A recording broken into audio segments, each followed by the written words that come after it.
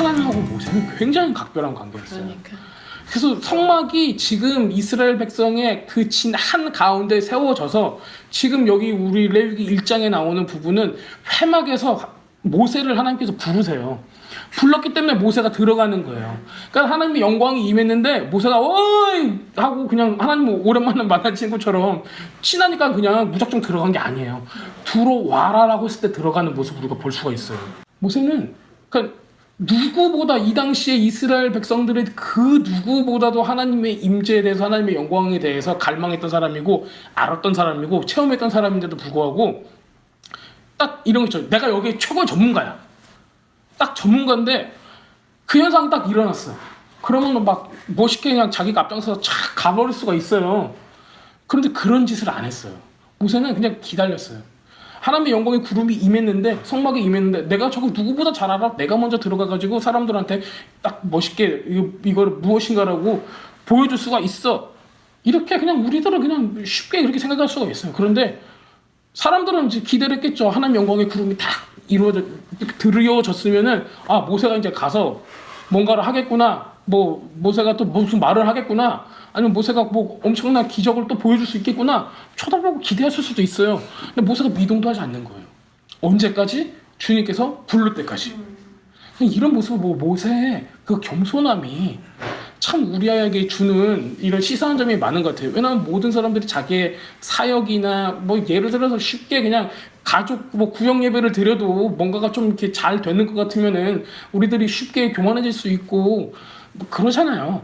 그런데 하나님의 임재 앞에서 그렇게 겸손했던 사람이 이렇게 있구나. 왜냐면 우리들은 그 사탄이나 뭐 이렇게 이런 타락한 천사들의 모습만 보더라도 그 존재들이 왜 타락을 했을까요? 하나님의 영광을 받고 가장 이런 높은 차원의 하나님의 그 아름다움과 영광을 받기 때문에 스스로 착각을 한 거예요. 나도 그렇겠구나. 나도 아름다워졌겠구나. 나도 그 빛을 봤으니까는 나도 그런 존재구나. 이렇게 하고 착각을 하는 거예요. 그러면서 교만이 이게 속속 들어오기 시작을 하는 거죠. 사람도 마찬가지예요. 사람도 그래서 이제 우리 이런 얘기를 많이 하죠. 이렇게 성령 충만하고 뭔가 좀 경험을 많이 하신 분들이 극과 극으로 갈려요. 한쪽은 교만해져가지고 그냥 무슨 어디에 도사님들처럼 막 내 말 안 들어서 뭐 그렇게 됐다고 막 이렇게 얘기하고 뭐 기도 안 한다고 막 이렇게 얘기하고 뭐 안 한다고 뭐 속에 막 구렁이가 가득 찼다 뭐 이런 얘기하고 이런 분들 센 분들. 예. 그리고 통제가 안 돼요. 이런 분들은 아무리 뭐 목사님이 있건 담임 목사님이 있고 누가 있건 간에 통제가 안 돼. 다 지 맘대로예요. 왜냐면 자기가 또 그 뭐라 그래 이거 무슨 계시 뭐 직통 계시를 받기 때문에 다른 사람들에게 컨트롤할 수가 없는 거예요. 왜 이게 극과 극으로 갈리는 거죠. 근데 성경은 어떻게 얘기하고 있어요? 하나님을 만난 사람, 영광을 본 사람, 임재를 체험한 사람은 fear of God, 하나님을 두려워하고 경외하고 겸손하다는 거예요. 근데 그것을 맛보기만 보고 그 중심에 하나님의 그 진심을, 하나님의 그 심장을 맛보지 않은 사람은 그 껍질만 보는 거예요. 그 껍질, 그냥 겉모습의 그 영화로움과 아름다움만 보는 거죠. 그 속에 있는 희생과 아픔과 그 사랑과 이런 것들을 보지 않고. 그러니까는 겉에 나오는 화려함만 취하려고 하기 때문에 나중에는 이런 생각만 여기서만 성경을 통해서 알지 못하는 사람들, 이런 부분들을 그냥 간과하는 사람들은 서로 싸움만 하고 나는 이런 것도 봤어. 기도하다가 뭐 이런 체험도 했어. 그렇기 때문에 우리 목사님은 아무것도 모르니까는 뭐 아무것도 아니야. 막 이렇게 얘기하시는 분들, 이런 문제들이 생기기 시작을 해요. 근데 실제로 알고 본 어떤 사람이에요. 하나님을 만나면 만날수록 그 앞에 엎드려지고 회개하게 되고 하나님을 갈망하게 되고 다른 사람들을 소중하게 여기고 존중할 줄 알게 되고 다른 사람에 있는 하나님의 형상을 보게 되고 이렇게 인격이 계속 자라는 이런 모습들이 보여지죠. 그게 이제 우리 교회들이 계속 하나님을 만나면 만날수록 말씀을 공부하면 공부할수록 임재를 우리가 갈망하면 갈망할수록 돼야 될 부분이에요. 왜냐면 우리 뭐 그 초대교회 뭐 여러 가지 서신서들을 보아도 다 하나같이 하는 얘기가 뭐냐면은 성품이 하나님의 성품을 따라가고 예수님을 닮아가는 거에 초점을 계속 맞추고 있어요. 이거는 너무 중요한 얘기죠. 근데 지금 레위기 1장의 회막에서 등장하는 모세의 모습을 우리가 엿보더라도 다른 사람들과는 굉장히 다른 부분을 볼 수가 있어요. 근데 모세는 굉장히 이런 그 한 동작 한 동작이 그 모세의 겸손함을 우리한테 조금씩 보여주고 있다. 지금 회막 가운데, 회막은 성막의 한 가운데 이미 이게 세워짐으로써 하나님의 메시지는 뭐죠? 내가 이스라엘 백성의 한 가운데 이제부터는 거하겠다. 그러면 하나님의 어디가 뭐가 된 거예요? 하나님의 거주지가 이스라엘 백성의 중심이 된 거예요. 지금 이거를 우리는 한 무리로 봤는데, 우리 어떻게 볼 수가 있죠? 우리 한 사람으로도 볼 수가 있는 거예요. 우리 한 사람의 가장 중심, 우리 영의 가장 중심, 우리의 마음과 우리의 육체와 우리의 모든 존재의 가장 중심에 지금 누가 와 계시는 거죠? 하나님께서 와 계신다는 거예요. 왜? 우리를 하나님의 성전으로 삼아 주셨기 때문에. 그때 하나님께서 여기에 지금 와 계셔서 우리의 중심에 와 계셔서 우리 안에서 거하시고 우리가 주님과 만날 수 있는 장소가 있으니 그게 바로 회막이라는 거예요. 그 디자인이 지금 여기서 나오는 거죠. 하나님께서는 바로 그 회막에서 하나님께서 하나님의 백성들과 만나고자 하는 그 장소를 마련해 두시고 거기서 모세를 부르시는 거예요. 지금 우리도 하나님께서는 그 장소에서 우리를 부르시는 거죠. 그게 우리의 기도 모임과 말씀과 예배와 기도의 모든 시간들을 통해서 그 회막의 장소로 우리를 부르시는 거예요. 근데 이게 성경에서는 굉장히 여러 가지 모습으로 나타나고 있어요. 예를 들어서 이제 우리가 예수님께서 뭐라고 하시죠? 어디서 기도하라고 하시죠? 골방에서. 골방이 어디겠어요? 골방은 우리 안에 있는 회막인 거죠. 예. 실제로 우리가 막 방을 하나 만들어서 정말 그곳에서 조용히 기도하는 것도 맞는 얘기고, 또 우리가 히브리 사람들은 탈리를 뒤집어 쓰고 기도의 천을 뒤집어 쓰고 기도하는 것도 맞는 얘기고, 우리가 어느 곳에 있든지 어떤 위치에 있든지 어떤 상황에 있든지 하나님을 만나고자 하는 그 갈망과 그 장소와 그 시간이 바로 하나님께서 우리한테 부르시는, 회막으로 부르시는, 초청하는 그 시간입니다. 그래서 우리한테는 이 회막의 사건, 회막에서 모세를 부르시는 이 모습이 굉장히 여러 가지 의미들을 종합적으로 내포하고 있습니다. 자, 여기서 1절에 보면은 1절에서 이제 가장 키워드는 뭐냐면은 제가 이제 지난번에 말씀드렸듯이 모세를 부르시고 여호와께서 회막에서 모세를 부르시고 그에게 말씀하여 이르시되, 부르시고가 굉장히 중요한 단어예요. 부르시고는 웨이크라라는 히브리어로 쓰여지는 동사입니다. 웨이크라. 그래서 웨이크라가 이 레위기서의 제목이에요. 그래서 레위기를 하면 레베리커스라는 이 제목을 원래 원어인 히브리어로 그것을 말해라 하면 웨이크라라고 대답을 하셔야 돼요. 근데 웨이크라라는 단어는 그가 부르셨다. 그래서 이 전체, 레위기서의 전체는 하나님께서 모세를 부르셨다. 부른 다음에 이것을 가르쳐 주셨다. 이렇게 볼 수가 있는 거예요. 자, 그럼 주님께서 여호와께서 회막에서 모세를 부르시고 그에게 말씀하셨다라고 말씀을 하셨는데, 자, 이 웨이크라는 부르다라는 의미의 동사이고 구약에서는 201번이 나타납니다. 굉장히 많이 쓰였던 단어죠. 이 웨이크라는 단어는 정말 많이 써요. 예를 들어서 창세기에는 하나님께서 누구를 부르셨다. 그리고 또 이런 것도 있어요. 아담이 동물들에게 이름을 지었다. 이름을 지었다라는 건 어떻게 하는 거죠? 동물이 와서, 소가 왔어요. 소를 뭐라고 불렀을까요? 아담이 소라고 불렀겠죠. 물론 히브리 말로 불렀겠지만 자기의 언어로 소를 불렀을 거예요. 그랬더니 뭐가 되었더라? 그게 이름이 되었다라고 그러죠. 네. 그렇게 불렀다라는 것도 웨이크라는 단어가 쓰여지고 있습니다. 그래서 몇 번 나왔다고요? 201번. 201번 그 단어가 나타나고 있습니다. 자, 이 뜻은 부르다, 선포하다, 읽다, 뭐뭐라고 불렀더니 이름이 뭐뭐가 되다. 근데 저는 이게 굉장히 중요하다고 생각을 해요. 왜냐면 하나님께서 불렀어요. 뭐 이게 그냥 콜이라는 얘기도 돼요. 하나님께서 그냥 저 사람을 콜했다. 그래서 내 이름을 불렀다 이렇게 되는데 이게 뭐라고 불렀더니 뭐가 되었다라는 거는 이런 거죠. 또 이게 요한계시록 가면은 이런 부분들이 있어요. 주님께서 우리의 뭐를 부르세요? 이름을 부르시죠. 그 새 이름을 또 우리에게 주시죠. 그래서 우리의 이름은 이거지만은 하나님께서 우리에게 새 이름을 불렀을 때 우리는 어떤 존재가 되죠? 주님께서 부르시는 그 존재가 되는 거예요. 네. 그래서 우리는 죄인인데 우리를 뭐라고 부르세요? 쉽게 얘기하면 의인으로 부르시는 거예요. 그러면 우리는 뭐가 되는 거죠? 의인이 되는 거예요. 그래서 이런 의미를 가지고 있는 단어예요. 그러면 굉장히 이 단어 자체가 가진 의미가 굉장히 크다는 것을 우리가 알 수가 있습니다. 그래서 와이크라라는 이 단어는 말하다, 부르다, 뭐 크게 소리치다 이런 동사의 어떤 그 포괄적인 의미를 다 가지고 있어요. 그렇기 때문에 우리가 번역을 할 때 보면은 특히 영어 번역이나 한글 번역이나 이 단어를 단지 그냥 부르다라고는 그렇게만 해석하거나 번역하지 않아요.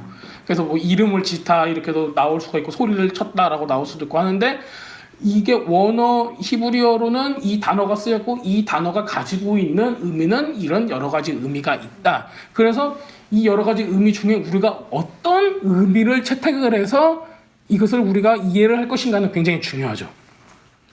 그래서 우리가 이 단어를 좀 잘 생각해 보면서 계속 읽겠습니다. 모세의 경우에는 하나님께서 특별히 그를 불렀다는 것을 지금 여기서 의미를 하고 있어요. 이 단어를 썼다는 거는. 그리고 주님도 우리를 모세처럼 부르시죠. 우리가 불렀기 때문에 말씀을 공부하고 있는 거고 기도를 할 수 있는 거고 하나님을 찾는 이런 성도의 모습으로 살아갈 수가 있는 겁니다. 자, 우리는 그렇다면은 하나님께서 부르시는데 어떻게 돼야죠? 그러니까 하나님께서 모세를 불렀어요. 모세를 불렀는데 모세가 만약에 들을 귀가 없었으면 어떻게 됐겠죠? 그 부름에 응답을 할 수 있을까요? 없을까요? 없다는 거예요. 그러니까 주님께서 부르실 때는 응답을 할 수 있을 정도로 그 귀가 하나님 앞에 열려 있어야 됩니다. 그래서 우리는 하나님의 음성을 들을 수 있어야 되고 그 다음에 할 거는 뭐죠? 순종할 준비가 되어 있어야 돼요. 왜냐면 듣고 말을 안 들으면은 안 되는 거예요. 우리가 이제 그 나중에 이제 신명기에서 나오는 쉐마 이스라엘 이제 이런 부분들에 대해서 이제 같이 나눌 기회가 있을 건데 쉐마 제가 지난번에 한번 그 소개를 드렸죠. 쉐마는 리스는 오베이예요. 들으라 이스라엘 우리나라 말로는 들으라 이스라엘이라고 번역이 돼 있어요. 듣고 그냥 한 귀로 흘려 듣는 게 아니죠. 듣고 행동하는 거, 듣고 오베이하는 거가 한 세트가 된 단어예요. 그래서 성경에서는 들으라 쉐마라는 단어가 나왔을 때는 이게 귀로 듣는 걸로만 끝나는 게 아니라 내가 행동해서 그것을 다 완수를 하는 것까지가 한 단어 안에 포함이 돼 있어요. 그렇기 때문에 듣고 믿음은 듣는 데서 난다라는 거 있죠. 이게 히브리 사람들이 그 얘기를 했을 때는 듣는 걸로 끝나는 게 아니에요. 듣고 행동을 했기 때문에 그게 믿음이 되는 거예요. 듣고 말을 안 들으면 믿음이 되는 게 아니에요. 그렇기 때문에 이거에 대한 논쟁도 할 필요가 없는 거죠. 이게 행함과 믿음을 들으면서 난 뭐 이렇게 해가지고 막 서로 학자들이 싸워요. 싸울 필요가 없어요. 원래는 히브리 사람들은 구약에서는 전혀 그렇게 이해하지 않았어요. 어떻게? 들으면은 오베이 하는 거가 원래 한 세트인 거예요. 자, 근데 여기서도 똑같습니다. 모세가 하나님의 음성을 듣고 하나님 앞으로 나갔을 때 그의 마음가짐은 어땠어요? 순종할 자세가 이미 다 돼 있는 거예요. 그렇기 때문에 주님 앞으로 나가서 말씀하시옵소서가 된 거죠. 자, 하나님께서는 이런 특별한 이유로, 특별한 계시로, 특별한 일을 위해서 모세를 불렀어요. 언제 불렀는가 한번 보겠습니다. 출애굽기 3장 4절에서는 어떻게 나와 있냐면은 우리가 한번 읽어보겠습니다. 출애굽기 3장 4절. 여호와께서 그가 보려고 돌이켜 오는 것을 보신지라 하나님이 떨기나무 가운데서 그를 불러 이르시되 모세야 모세야 하시매 그가 이르되 내가 여기 있나이다. 자, 여기서 어떻게 써요? 그를 불러 이르시되 나와 있죠. 여기서 똑같은 단어가 쓰여요. 근데 여기서는 모세의 인생 가운데 굉장히 큰 터닝 포인트가 된 거예요. 이때 어떤 일이 있었죠? 모세는 불타는 떨기나무에서 하나님께서 모세를 부르는 일이 있었어요. 이때까지는 모세가 하나님과 어떤 직접적인 관계가 있었나요? 없었나요? 없었어요. 이때 부르시는 거예요. 이때까지 모세는 주님을 알지 못했어요. 막연하게는 알았는데 이렇게 대면하는 관계가 없었다는 거예요. 그래서 이때까지도 하나님을 알았어요? 몰랐어요? 모세가 하나님의 이름을 불렀나요? 못했죠. 몰라요. 그래서 이름을 물어보냐 나중에. 그러면 저를 보내시는데 제가 누구라고 대답해야 되죠? 이렇게 물어보죠. 이때까지는 전혀 몰랐다는 거예요. 이 존재에 대해서. 근데 하나님께서는 이때 모세가 알지도 못했는데 그 계획 가운데 그 큰 계획을 세우시고 모세를 부르시는 거예요. 자, 우리는 어떻습니까? 우리도 하나님을 교회를 다녀도 우리가 직접적으로 하나님을 만나지 못했다면 모르는 거예요. 성경을 공부를 했어도 진짜 하나님과 인카운터가 없다면은 모세가 지금 떨기나무에서 하나님을 만나서 그 음성을 듣는 것처럼 이런 일이 없다면은 나는 하나님과 관계가 없는 거예요. 근데 주님께서는 우리를 불렀어요. 우리를 불렀기 때문에 하나님을 체험했고 만났고 말씀을 듣고 회개의 경험을 했고 예배를 드릴 때 그 가운데서 은혜를 경험을 하는 거죠. 그거 없이 교회 다닐 수 있잖아요. 그렇죠. 네. 근데 그거 없이 다니는 거는 지금 하나님께서 우리를 불렀다라는 이 단어가 우리한테 적용되지 않는 거예요. 주님께서 우리를 한 사람 한 사람, 우리 한 사람 한 사람을 불렀기 때문에 우리가 이렇게 예배를 드릴 수가 있는 겁니다. 자, 모세는 이렇게 처음 하나님께서 부르셨고 그 다음에는 또 어떤 일 때문에 불렀는가 보겠습니다. 출애굽기 19장 3절. 여기서도 똑같은 웨이크라는 단어가 쓰입니다. 모세가 하나님 앞에 올라가니 여호와께서 산에서 그를 불러 말씀하시되 너는 이같이 야곱의 집에 말하고 이스라엘 자손들에게 말하라. 그를 불러 말씀하시되. 네. 자, 여기서는 그를 불러 말씀하시되 그를 불러라는 단어 여기에 똑같은 단어가 쓰입니다. 자, 이건 배경이 어떤 거죠? 산에서 그를 불렀다면 지금 신의 산을 의미를 하는 거예요. 신의 산에서 지금 그를 불렀어요. 그래가지고 이스라엘 온 백성들에게 이 얘기를 하여라 하고 지금 이 본문을 원래 전체적으로 다 읽어보면 굉장히 중요한 쪽인데 뭘 하냐면 하나님께서 이스라엘 백성과 언약을 맺는 거예요. 그래서 나는 너의 하나님 되고 너희 나의 백성이 되다. 나는 너의 신랑이 되고 넌 나의 신부가 되겠다.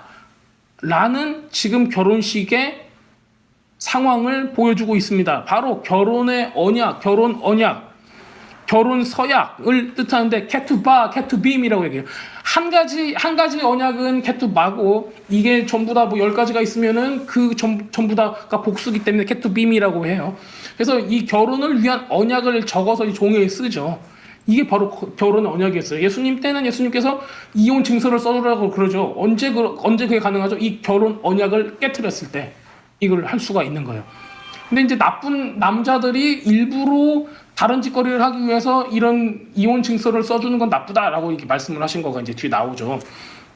그 의도를 알기 때문에 예수님께서 말씀하셨어요. 자, 그렇다면은 지금 모세를 두 번째 그 굉장히 큰 역사 가운데서 모세를 부르는데 이거는 무엇을 위해 불렀냐면 이스라엘 백성하고 하나님이 언약 관계, 혼인 관계에 들어갈 때 이때 모세를 불렀어요. 그럼 굉장히 이게 모세 한 사람한테만 굉장히 의미 있는 게 아니라 모세와 그 민족, 모든 믿는 사람들, 이스라엘 백성들 가운데서도 굉장히 큰 일이 어떤 그 관계 가운데서 굉장히 큰 일이 벌어질 때 하나님께서 이 단어를 썼다는 거가 우리가 이제 알 수가 있습니다. 그 다음에 세 번째는 지금 우리에게 나타나는 거예요. 레위기 1장 1절에 여호와께서 회막에서 모세를 부르시고 그에게 말씀하시되 여기서 다시 한번 굉장히 큰 터닝포인트가 일어나요. 이스라엘 백성의 그 전체 운명 가운데 굉장히 큰 일이 일어나고 지금 하나님께서 모세를 불러서 가르쳐 주시는 이 5가지의 제사법이 언제까지 가죠? 끝까지 가는 거예요. 이 5가지의 제사법이 뭘 다 드러내죠? 예수님께서 메시아가 예수님이잖아요. 예수님께서 이 5가지 제사법을 어떻게 충족시키고 이 5가지 제사로 인해서 어떤 역할을 하시는가. 처음에는 메시아가 나타나지 않았기 때문에 하나님께서 가르쳐 주시는 거는 제사를 어떻게 지내는 거였어요. 하지만 결국은 이걸 뭘 뜻하냐면 예수님께서 하시는 역할이 무엇인 거예요. 제물로서.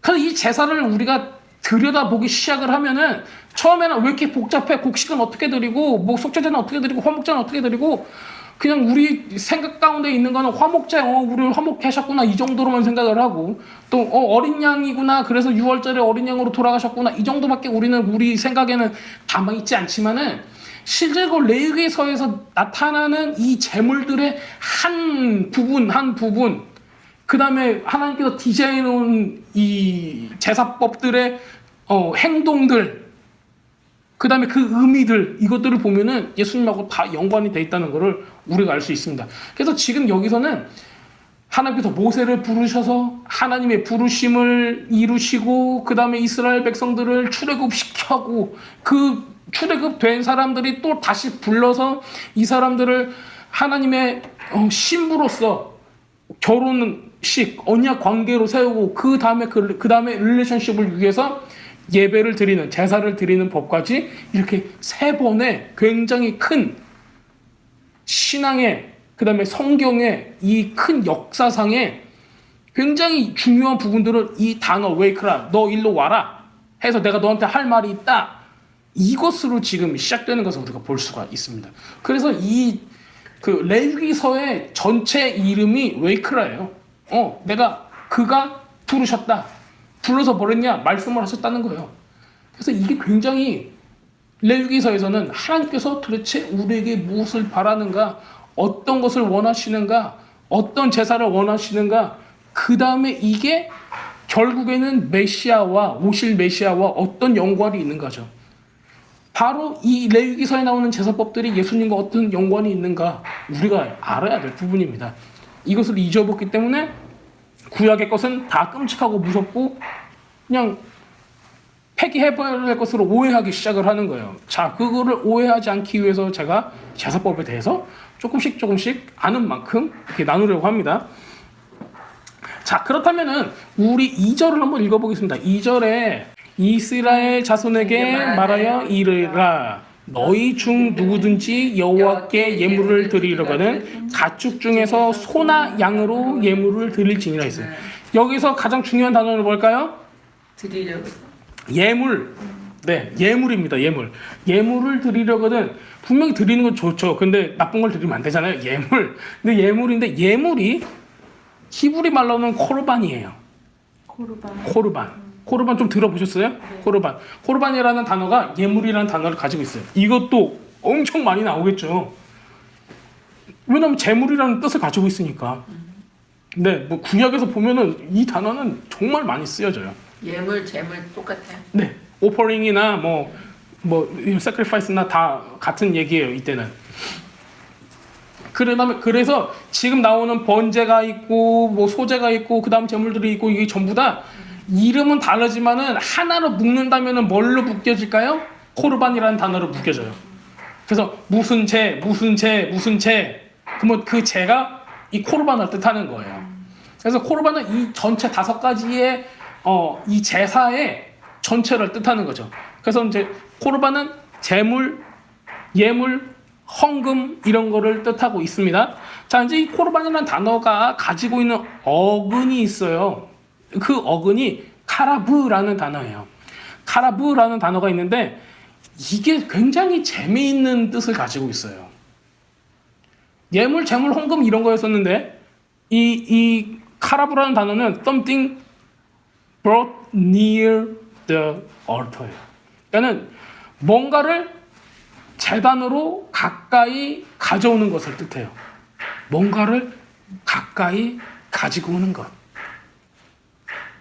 두 번째 의미가 있어요. 두 번째 의미는 친밀함, 그 다음에 가까이함. 이것을 가지고 있습니다. 그러면 코르반이 의미하고자 하는 건 뭐예요? 예물인데 무엇을 위한 예물이에요? 가까이함. 맞아요. 이 제사는 짐승을 죽이기 위함, 아니면은 뭐 너의 신을 기쁘게 하기 위함, 뭐 아니면은 뭐 좀 어떻게 하기 위함 이런 게 아니라 가까이 하기 위함이에요. 맞는 말이야. 그거 너무 신기하잖아요. 그러니까 이 제사 5가지 제사는 전부 다 뭐하고 연관되어 있냐면은 하나님을 우리가 어떻게 가까이 할 수 있을까요? 이게 그럼 우리 측에서는 이렇게 얘기하죠. 그럼 하나님 측에서는 뭐예요? 내가 나의 백성을 어떻게 하면 가까이 할 수 있을까요? 하나님께서 이 5가지 제사를 디자인하신 이유는 하나님께서 신랑이라면 자기의 신부를 가까이 하기 위해서예요. 너무 대단하죠. 자, 그렇다면은 조금 더 자세히 더 들여다보겠습니다. 야, 이 번제, 지금 이제 우리가 지금 번제를 하고 있으니까는 이 번제는 야, 짐승을 잡고 막 이렇게 죽이고, 보통 우리 번제하면 어떤 생각이 들어요? 짐승을 잡아야죠. 죽여야죠. 피가 막 떨어져야죠. 어떤 그림이에요? 이게 막 황홀하고 아름답나요? 아니면은 막 잡을 때 소가 막 무서워가지고 똥 싸버리고 막 이러면은 막 더러울 수도 있고, 뭐 또 어떻게 잘못 놓쳐가지고 막 얘가 날뛸 수도 있고, 우리 여러 가지 상상할 수가 있잖아요. 그리고 짐승들이 죽는 장면들 이런 거 이렇게 누가 지난번에 송사님 물어보셨나? 피 비린내가 얼마나 많이 났을까? 맨날 하루에 소를 이렇게 많이 잡는다면은 얼마나 많은 죽음들이 있을까?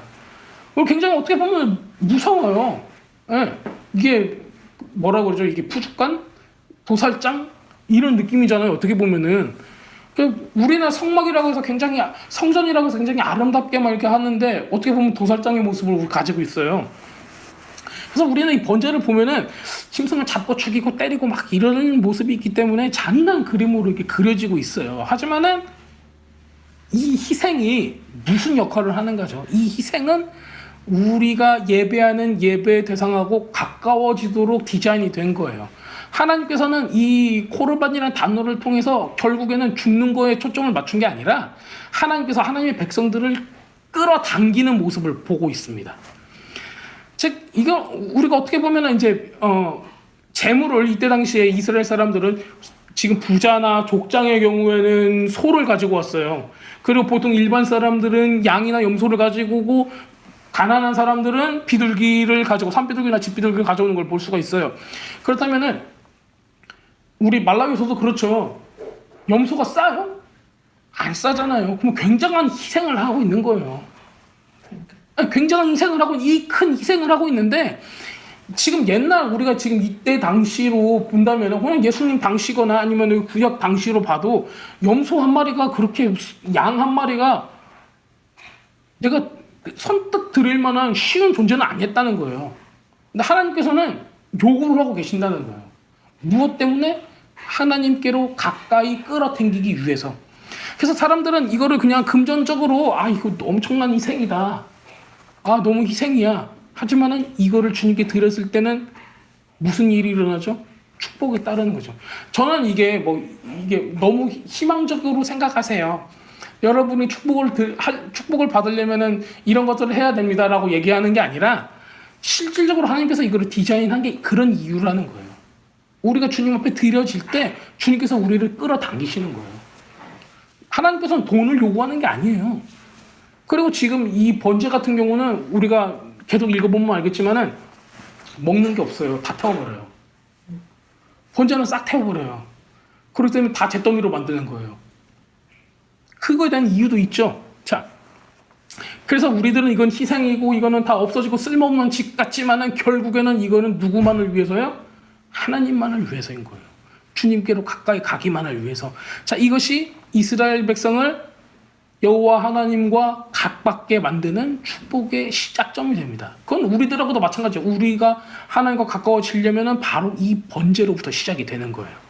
자, 우리는 번제를 조금 어떻게 보면은 좀 수준 낮은 원시적인 제사 방법으로 착각할 수도 있어요. 번제 뭐 옛날 원신 때부터 했던 거 아니야? 그냥 제물을 죽이고 태워버리고 했던, 뭐 고대 근동 사회에서는 굉장히 다른 이방 민족들도 이런 비슷한 걸 했지 않았나? 하고 너무 쉽게 그냥 생각해 버릴 수가 있어요.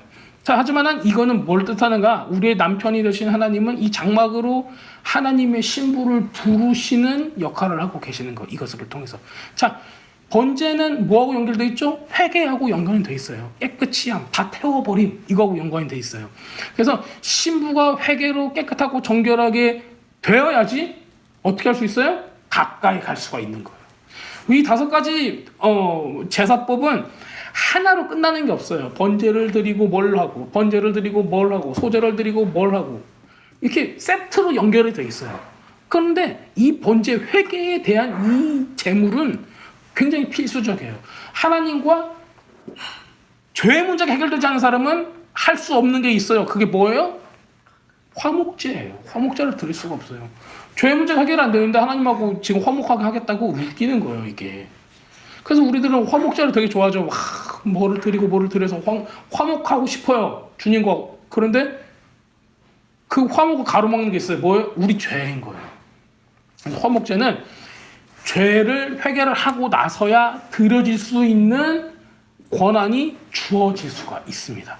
자, 이렇듯이 주님께서는 하나님의 백성을 가까이 끌어당기기를 원하시는데 그것 때문에 이 코르반이라는 단어를 사용해서 이 제사를 드리게 하셨는데 리퀘어먼트가 있는 거죠. 우리한테 필요한 게 있는 거예요. 뭐예요? 회개예요, 이게.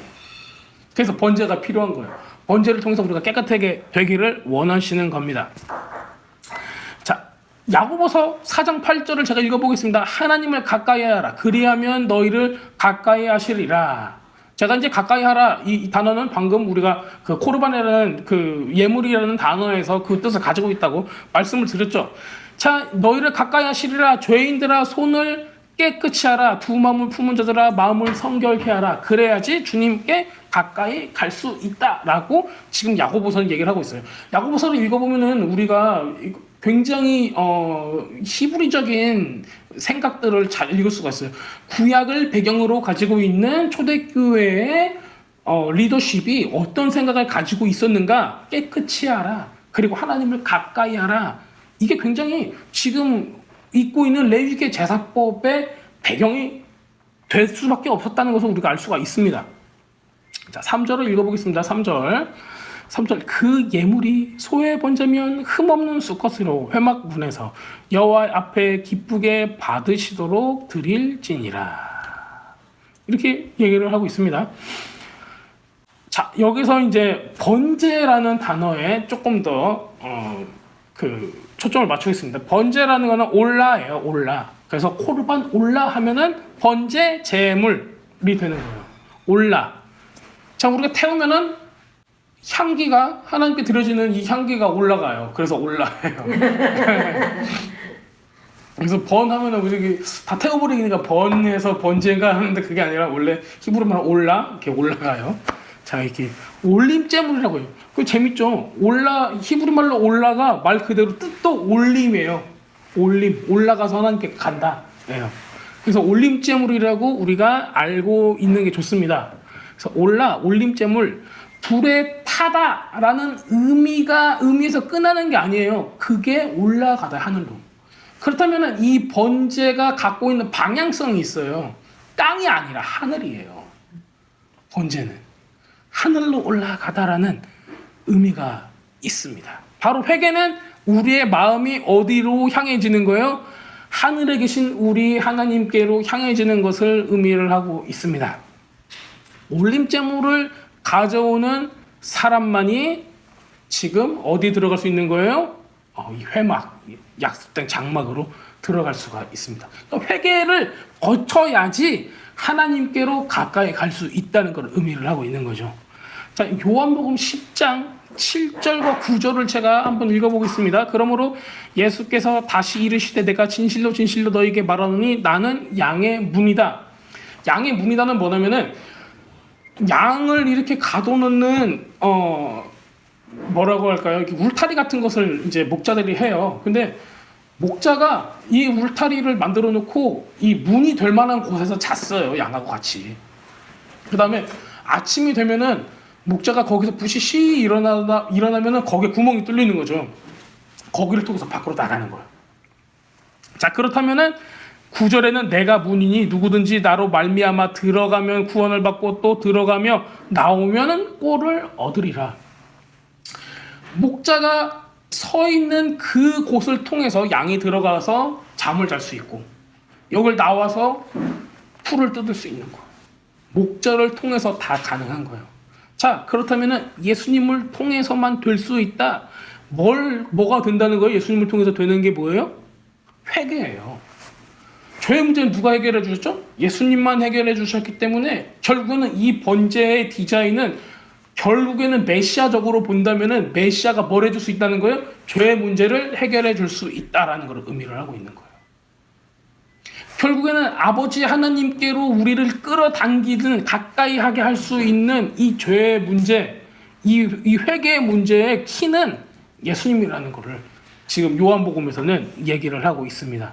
양의 문이다. 예수님께서 문지기라는 뜻이 아니라 예수님을 통해서 죄사함을 얻을 수 있고 그 죄사함을 통해서만 양은 하나님께로 가까이 갈 수 있고 꼴을 먹을 수 있다. 이것을 보여주고 있습니다. 자, 4절을 보겠습니다. 4절에 그는 번제물의 머리에 안수할지니 그를 위하여 기쁘게 받으심이 되며 그를 위하여 속죄가 될 것이라. 이렇게 얘기를 하고 있습니다. 지금 그냥 여기 나와 있는 문자적인 의미대로 보겠습니다. 번제물의 머리에 이렇게 뿔을 딱 잡고 번제물의 머리에 안수를 해요. 그를 위하여 기쁘게 받으심이 되어 그를 위하여 번제물이 뭐가 돼요? 속죄가 된다는 거예요. 우리의 죄가 정과가 되는 거예요. 근데 이게 영원하진 않아요. 그래서 이제 매번 죄가 있을 때마다 그 죄의 깨끗함을 위해서 우리는 제사를 드리게 되는 거죠. 자, 5절을 읽겠습니다. 4절의 내용을 기억한 상태에서 5절을 읽겠습니다. 그는 여호와 앞에서 그 숫송아지를 잡을 것이요 아론의 자손 제사장들은 그 피를 가져다가 회막문 제단 사방에 뿌릴 것이며 이렇게 얘기를 하고 있습니다. 자, 그는 여호와 앞에서 숫송아지를 잡을 것이요. 누가 그는이 누구예요? 제물을 가져온 사람인 거예요. 그래서 아론의 자손들은 그 피를 가져다가 회막문 앞 제단 사방에 뿌릴 것이며 그렇게 돼 있어요. 제물을 드리는 사람이 이 숫송아지를 결국에는 죽인다는 거예요. 예. 이거 누가 드리는 거죠? 각 제물을 가져온 각 개인이 드리는 거예요. 저는 여기서 각 개인이 드린다는 거를 강조하고 싶어요. 많은 사람들이 아론의 후손들 즉 제사장들을 그냥 하고 그냥 쳐다보기만 해요. 제사장이 어떻게 하는가 보자. 제사장이 우리를 어떻게 이끄는가 보자. 제사장이 우리를 하나님께로 이끌 거야. 전혀 그런 게 없어요. 레위기서에는 각 개인이 뭘 잡아요? 자기의 재물을 잡아요. 개인이 해야 되는 거예요. 개인이 하나님을 만나야 되고 개인의 시간을 드려야 되고 개인의 재물을 드려야 되는 거예요. 각 개인이 그러면 무엇을 느끼죠? 각 개인이 자기가 소를 가져왔으면 소, 양을 가져왔으면 양, 염소를 가져왔으면 염소, 그 다음에 뭐 비둘기를 가져왔으면 비둘기, 이 비둘기를 제물로 어떻게 해요? 죽이는 거예요. 죽이는데 이 사람이 체험하는 건 뭐예요? 이때 죽음을 체험하는 거예요. 동물을 목을 땄을 때 그 동물에서 생명이 나가는 걸 보게 되는 거예요. 그리고 그 죽음으로 우리는 무엇을 얻는 거예요? 하나님께 가까이 갈 수 있었다라는 걸 우리가 항상 인식하게 되는 거예요. 그렇다면 내가 하나님께로 내 죄 때문에 내가 하나님께로 가까이 못 갔는데 내가 하나님께로 가까이 갈 수 있는 이유가 뭐예요? 바로 이 짐승이 죽었음이에요. 근데 이것도 템포럴리 하는 거예요. 일시적인 거지 영원한 방법이 될 수가 없는 거예요. 하지만 하나님께서는 이거를 일부러 디자인을 해놨어요. 우리가 죽는 거 아니면은 누군가가 죽어야 된다는 거예요. 그래서 우리가 짓는 죄가 이 짐승들이 죽어가는 거를 보면서 어떤 사람이 생각했죠. 양을 딱 죽이면서 아이고 돈 아까 내가 죄를 안 졌으면 돈을 세이브할 수 있었을 텐데 이렇게 할 수도 있을 건데 생명이 죽어가는 거를 보고 자기가 죄를 이 조그마한 죄를 짓냐 안 짓냐가 굉장히 큰 파장을 일으킨다는 것을 인식하게 되는 거죠. 아, 죄의 값은 정말 사망이구나. 만약에 지금 우리는 죄를 졌으면 회개하면 돼 하기 때문에 우리가 불손한 생각을 할 수 있고 불손한 말을 내뱉을 수도 있고 사람들과 화목하지 않게 막 분란을 일으킬 수도 있고 삐질 수도 있고 여러 가지 행동들을 할 수가 있는데 그런 걸 하고 나서 누군가를 죽여야 한다고 생각을 해보세요. 짐승이 됐어도 그걸 죽여야 한다고 생각을 해보세요. 그러면은 죄 짓는 게 껄끄러워질까요? 안 껄끄러워질까요? 내가 오늘 선교사님 막 싸웠어. 막 화나고. 그러고 나서 이 죄를 해결하기 위해서 양을 한 마리도 잡아야 되는 거예요. 그러면 그 죽어가는 생명을 보면서 내 죄가 얼마나 큰 것을 느낄 수 있게 되는 거예요. 그래서 이 제도적인 장치도 저는 굉장히 사람들이 이 법을 지키고 하나님 앞에 죄가 없이 살기 위한 굉장히 좋은 장치로 볼 수밖에 없어요. 이건 죽이기 위한 장치가 아니라 살리기 위한 장치인 거예요. 하나님과 멀어지기 위한 장치가 아니라 하나님과 가까워지기 위한 장치인 거죠. 근데 지금 우리는 죄에 대한 대가를 받고 살지를 않아요. 너무 쉽게 죄를 짓고 너무 쉽게 그냥 내 맘대로 내 생각에서 나온 말을 하죠. 그 결과가 어떨까 생각도 하지 않고. 그렇게 독한 사람들은 오래 살죠. 또 스트레스를 안 받으니까. 근데 이게 또 자기 말 한마디 하고 이걸 가지고 사람들이 어떻게 생각할까, 상처받지 않을까 이렇게 고민하는 사람들은 흰머리가 늘어나고 머리가 빠지기 시작을 하고 그런단 말이에요. 참 이 세상이 그래요. 하지만 하나님께서는 우리의 중심을 알고 계시는 거죠. 그래서 이 구약의 제사법을 우리 믿는 사람들이 안다면은 이렇게 생각하시면 좋을 것 같아요. 내가 실수하고 죄를 짓고 불순한 생각을 하고 우리의 마음 깊은 곳에서 하나님을 대적한다거나 이런 모든 걸 우리가 캐치할 수 있는 죄만이라도 내가 그거를 한 번 질 때마다 그냥 예수님 하면은 우리는 너무 동떨어지게 생각을 하니까 내가 가지고 있는 뭔가를 죽여야 된다. 이걸 한번 상상을 해보세요. 그러면은 쉽게 죄를 질 수가 없는 거예요. 자, 이런 인식을 우리가 갖게 만드는 겁니다. 그래서 또 우리는 이 장면을 통해서 무엇을 알 수가 있냐면은 우리의 죄를 사해 주시는 메시아는 뭐 물론 구약 시대에는 메시아가 우리의 죄를 사해 줄 거라는 기대도 하지 않았어요. 왜냐면은 예수님 때 예수님의 제자들도 예수님께서 죽어야 한다고는 생각을 못 했으니까. 우리들이야 지금 다 알고 있으니까 이렇게 얘기를 하는 거죠. 하나님은 결국 이 죄사함이 어떠한 단체를 위한 게 아니라는 거예요. 이 죄를 해결하기 위한 거는 개개인인 거예요. 개개인이 해야 되는 거예요. 와, 우리 가족, 옛날에 이런 말 있죠. 집사님, 예수님 믿으셔야죠. 뭐 만나셔야죠. 저는 괜찮아요. 우리 아내 발목 잡고 같이 올라갈 거예요. 이런 얘기 이제 많이 한다 그러잖아요. 그러려면 살을 좀 빼셔야겠네요. 막 이러고 발목이 부러지겠어요. 이렇게 남들한테 기대고 하시는 이런 신앙을 가지신 분들, 그리고 다음에 하지. 다음이 없을 수도 있어요. 지금 우리 이 코비드-19이 이렇게 퍼지는 걸 보면은 이거는 진짜 뭔가 일이 일어나는 건 순식간이구나. 다음이 없을 수도 있어요. 주님께서는 우리에게 아론의 제사장한테 기대라고도 안 하셨어요. 너희들이 각 개개인서 잡아라. 각 개개인이서 잡아야 되고 단체로 하는 것도 아니에요. 개개인이. 자, 그렇다면 예수님께서 제물이 되어 주셨는데 메시아는 누구를 위해서, 한 단체를 위해서가 아니라 우리 개개인을 위해서 죽으신 것을 우리가 여기서 볼 수가 있어요. 나 한 사람을 위해서 오셔서 죽어주신 것, 그리고 그 죽음으로 나를 하나님께로 가까이 이끌어 주셨다. 그런 제물이 되어 주셨다. 코르반, 제물은 하나님께로 우리를 가까이 이끄는 역할을 하는 거예요. 예수님께서 그래서 하나님께로 우리를 가까이 이끌어 주셨다는 걸 볼 수가 있습니다. 우리는 주님의 죽음을 개인적으로 체험을 해야 돼요. 개인적으로. 하나님께서 나를 위해 죽으셨구나. 우리가 아니라 나를 위해서 죽으셨구나. 그리고 그의 죽으심으로 우리가 죄 사함을 받고 구원을 우리가 알 수 있게 되고 그 구원을 체험하게 돼야 됩니다. 이게 거듭남이죠. 네, 이게 거듭남이에요. 그냥 앵무새처럼 기도문을 따라서 했다고 해서 값없이 주어지는 것으로 생각하면 안 되죠. 왜냐면은 이거의 값은 죽음이었잖아요. 이 구원의 값은 죽음이잖아요. 하나님께 가까이 올 수 있는 거에 대한 삭은 죽음인 거예요. 물론 동물은 죄를 완전히 제어하지 못해요. 그런데 이거를 단번에 해결하신 분이 우리 예수님이시잖아요. 그 히브리서 7장에 나와 있죠. 25절부터 27절까지 제가 읽어보겠습니다. 그러므로 자기를 힘입어 하나님께 나아가는 자들은 온전히 구원하실 수 있으니 이는 그가 항상 살아계셔서 그들을 위하여 간구하심이라. 이러한 대제사장은 우리에게 합당하나니 거룩하고 악이 없고 더러움이 없고 죄인에게서 떠나 계시고 하늘보다 높이 되시니라.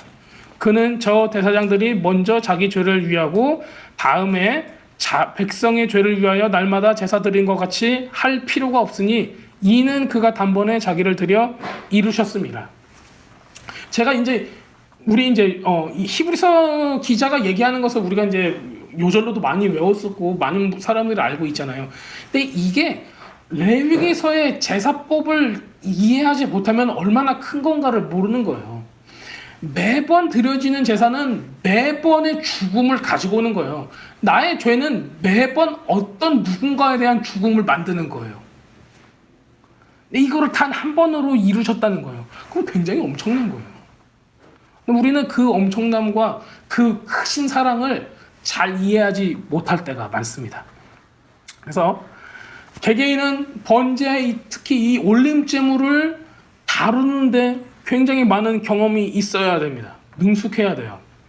그렇지 않으면 짐승들이 날뛸 수도 있고 흠없는 제물이 흠이 있어지게 되고 오염되고 하나님께 드려지지 못하게 됩니다. 그렇다면 지금 각 개개인에게 하나님은 요구하고 있어요. 이 제물을 잡는 거 회개를 어떻게 하라? 회개를 정말 잘해야 된다는 거예요. 매일매일 능숙하게 해야 된다는 거예요. 그러니까 능숙하게 하라는 거가 매일매일 그냥 아무 생각도 없이 하라는 게 아니라 철저하게 회개하는 삶을 가져라. 이거를 우리에게 알려주고 있는 겁니다. 번제, 즉 이 올림제물이라고 하는 이 번제는 다 태워버리게 돼요. 아무것도 남겨지지 않아요. 우리는 조금 타다가 고기를 먹었으면 좋겠지만 고기를 주지 않습니다. 이 번제는 다 태워요. 소 한 마리를 그냥 홀랑 태운다고 생각을 해보세요. 아깝죠. 하지만은 다 태워버려요. 뭘 남기지 않게 됩니다. 전부를 드려야 되는 제물이 번제 제물이에요. 완전한 헌신, 100%의 헌신을 우리한테 요구를 하고 주님께서는 우리를 완전하게 먼저 사랑해 주셨어요. 주님께서는 온전하게 목숨까지 내어주심으로, 전부 다 내어주심으로 이 스스로가 번제의 제물이 돼서 우리한테 이 사랑을 보여주셨던 거예요. 그리고 우리한테 요구를 하고 계십니다. 로마서 12장 1절에서 2절에 이런 요구를 하십니다. 그러므로 형제들아, 내가 하나님의 모든 자비하심으로 너희를 권하노니 너희 몸을 하나님이 기뻐하시는 거룩한 산 제물로 드리라. 이는 너희가 드릴 영적 예배니라. 많이 외우셨죠? 이거는 번제에 대한 거예요. 예수님께서 너희를 위해 모든 것을 드렸듯이 너희도 모든 것을 태워라요. 거룩한 산 제물로 하나님께 너희 전부를 드려라 라는 겁니다. 너희는 이 세대를 본받지 말고 오직 마음을 새롭게 함으로 변화를 받아 하나님의 선하시고 기뻐하시고 온전한 뜻이 무엇인지 분별하도록 하라. 자, 3절에 우리가 아까 다시 읽어본데 흠없는 수컷으로 이렇게 되어 있습니다.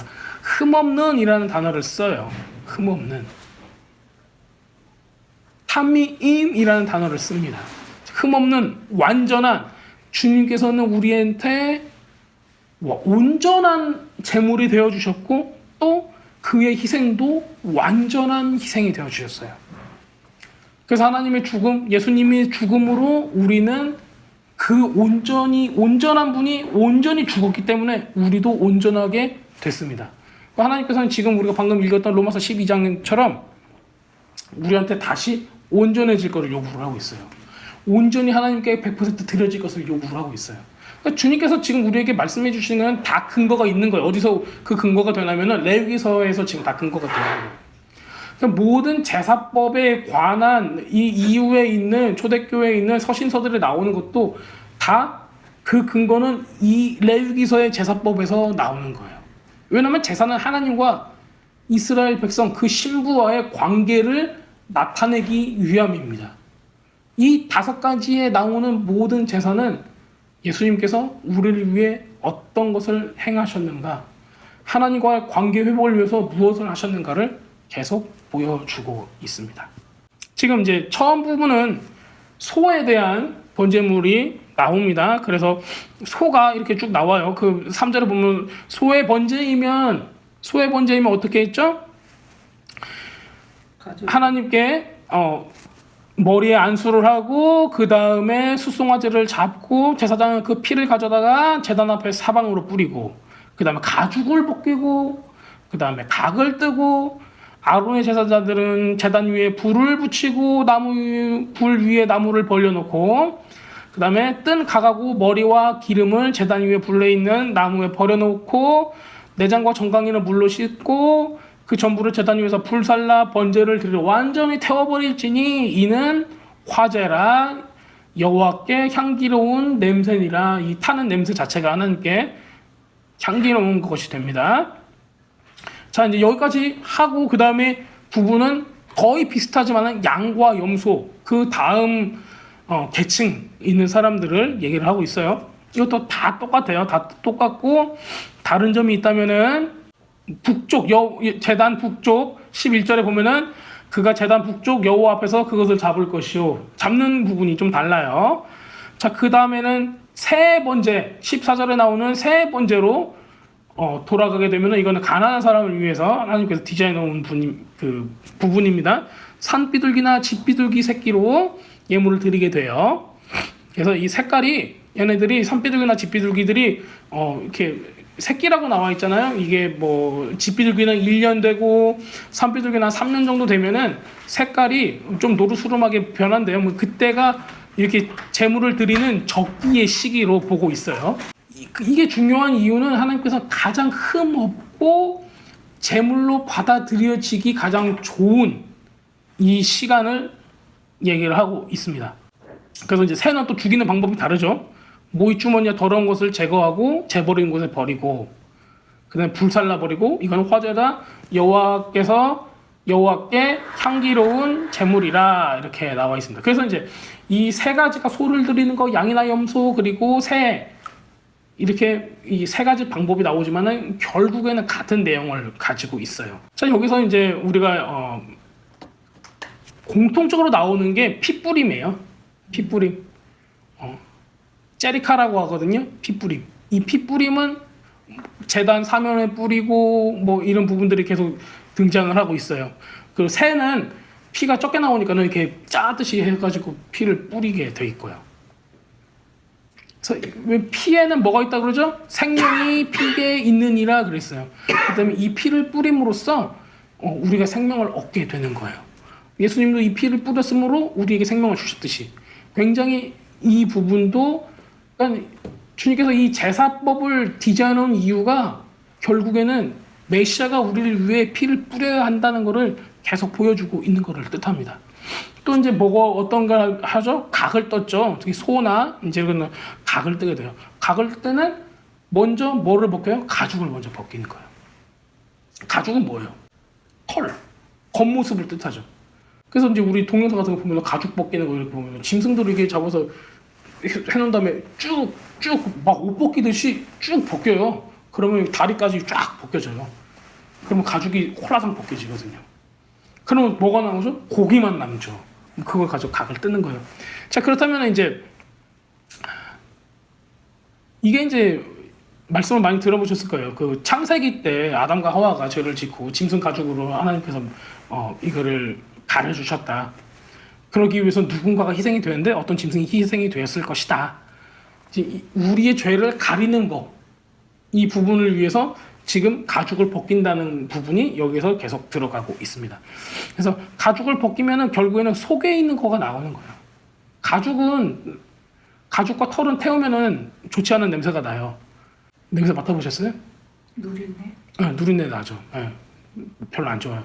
제가 엊그저께 애기 엄마가 족발을 그렇게 먹고 싶다고 해서 돼지 쪽을 좀 사다가 족발 한번 만들어 보겠다 하고 막 멋있게 해봤어요. 근데 이 돼지님 다리에 털들이 막 까실까실하게 있더라고요. 그래서 제가 토치로 다 태워버릴 거야 했어요. 그랬더니 냄새가 돼지 털 난 냄새가 왜 그래서 나중에는 면도기 이렇게 가지고 쓰다만 면도기 가지고 했는데 아니 털 별로 안 좋습니다. 머리카락. 머리카락 꼬실 때도 냄새 별로 안 좋잖아요. 근데 이제 재물에 털을 태우지 않았어요. 근데 여호와께 향기로운 재물이라 털 태우면 안 되나요? 안 돼요. 털 가죽 벗겨가지고 제사장 주고 가죽은 따로 해버렸어요. 그 더러운 건 태우지 않아요. 지금 그 모이 주머니 이런 거 빼놓는 거 보셨죠? 내장 빼놓고 이거 일부러 하는 거예요. 그래서 더러운 거는 집 밖에 버려요. 버리는 그 장소에. 여기 어디 있죠? 그 버린 동쪽, 네, 재단 동쪽 재버리는 곳에 던져야 된다. 버리는 곳에 따로 버리는 거예요. 태우질 않고. 우리 태우면 그냥 다 태워도 된다고 생각을 하잖아요. 안 그래요. 예. 하나님께 번제로 향기로 드리는 거에 사람이 맡기에 역한 거는 하지도 않았어요. 만약에 다른 신들이었으면 다를 수도 있어요. 제가 다른 신 제사법은 잘 모르겠어요. 하나님께서는 제사장과 제사를 드리는 사람을 굉장히 많이 생각하세요. 그래서 유독가스를 마시게 하지 않으세요. 그리고 몸에 나쁜 것들은 다 태우게 하세요. 나중에 보면은 이제 뭐 화목제나 뭐 다른 제사의 제물은 먹게 돼 있어요. 예. 그래서 고기를 먹을 때마다 와서 제사장 주고 자기도 고기를 먹는 거예요. 그러면서 동네 잔치도 하고 하는 거예요. 그때 보면은 하나님께서 몸에 나쁜 부분들은 다 태워버리게 만들어요. 그런 부분들도 있어요. 그건 이제 나중에 뒤에 나가면 이제 말씀드릴게요. 그래서 각을 뜨는 것에 대한 이제 그 의미가 무엇일까요? 가죽을 벗기면은 우리의 외형과 형식과 겉모습들을 이미 다 버리고 주님 앞에 제물이 돼야 한다는 얘기예요. 외형과 형식, 하나님께 어떤 역겨운 모습으로 나가면 안 된다. 예수님도 돌아가실 때 어떻게 돌아가셨어요? 벌거벗긴 채로 돌아가셨어요. 이런 부분들을 볼 때. 그 다음에 제물에 각을 뜨는 거예요. 사람들이 이제 그 옛날 이런 히브리 문학에 있는 뭐 탈무드나 뭐 이런 미드라시나 이런 부분을 보면은 각을 뜨는 순서도 막 나와 있어요. 제사장들이 어떻게 각을 뜬다, 막 머리 자르고 그다음에 가슴부터 해가지고 이렇게 엉덩이부터 해가지고 뭐 정점에 가서 하는 것처럼 이렇게 하고 뭐 목, 기관지, 심장, 옆구리, 내장 순으로 이렇게 다 잘라내고 이제 속에 다 발라내고 그런 것들을 보여주고 있어요. 그러면 하나님께 이거를 드리는 순서들이 다 있는 거예요. 머리부터 해가지고 각 뜨는 것들이 나의 생각과 모든 것들을 드리는 것들.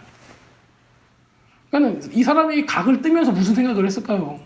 처음에 죽으면서 뭐 물론 무뎌지면 아무 생각도 안 할 수도 있어요. 아이고 오늘도 그냥 하는구나 할 수도 있는데 처음에 하나님께로부터 받은 그 디자인은 그게 아니었을 거라고요. 다 의미가 있었을 거란 말이에요. 목부터 해서 모든 이런 각을 뜨고 여기를 잘라내고 해서 그 부분 할 때마다, 왜냐면 이 재물이 나라고 생각을 하겠죠.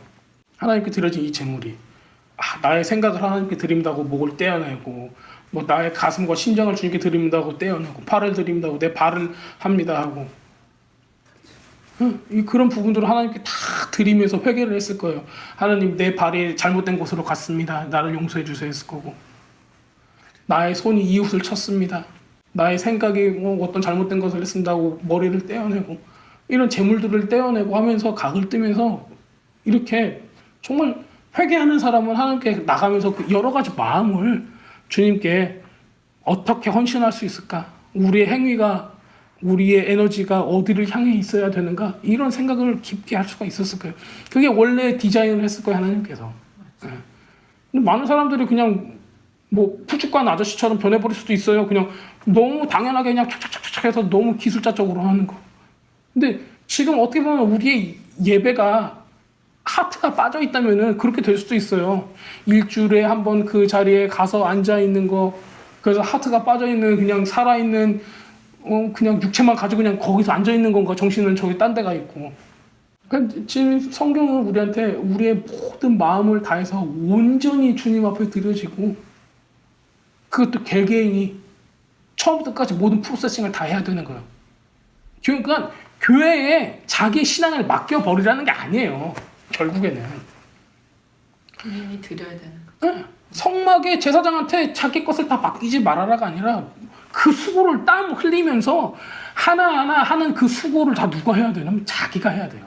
그래야지 뭐가 생기는 거예요?